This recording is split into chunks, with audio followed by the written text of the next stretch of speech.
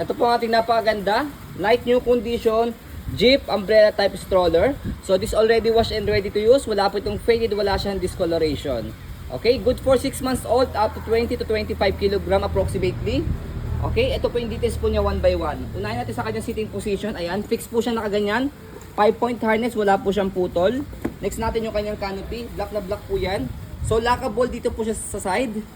Okay, so ang issue lang po nitong kanyang canopy, okay, sa pag-ship po sa amin dito guys, sa ibang bansa kasi to, naputol siya sa part na to. Saan ba? Ito. Naputol siya. So gawan nyo na siya ng paraan. Shoot nyo lang siya rito. Pero kahit hindi naman na siya gawa ng paraan, okay lang kasi hindi naman siya big deal. Ayan. Pag nakapasok siya dyan, tapos ayan.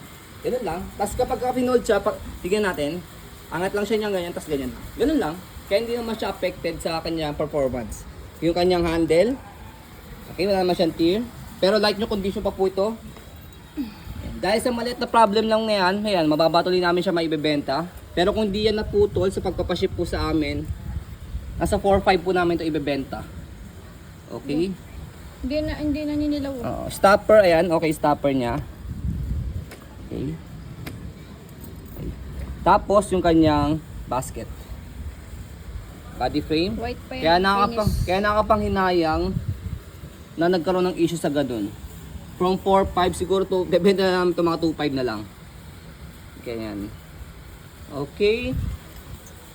So next natin, stroll natin siya to make sure na wala siyang problem sa kanyang mechanism. Ang benta pa naman sa amin ng mga gantong umbrella type na brand, Jeep.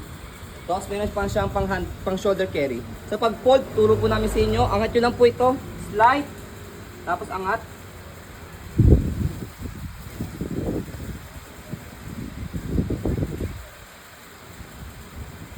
Naipit ka. Wait lang ha. Natatakot maipit. Yun. Okay, tapos fold nyo lang po siya pababa. Tapos meron siyang lock sa gilid. Sobrang compact niya na. Oo. Literal na umbrella. So yan, ito. Lock sa gilid. So yan, basa pa. Nawash kasi. Tapos meron siya stand. Okay, tapos shoulder carry. Gang lang nito, mga 4 to 5 kg lang ito. Tapos tanggal nyo na yung lock sa gilid.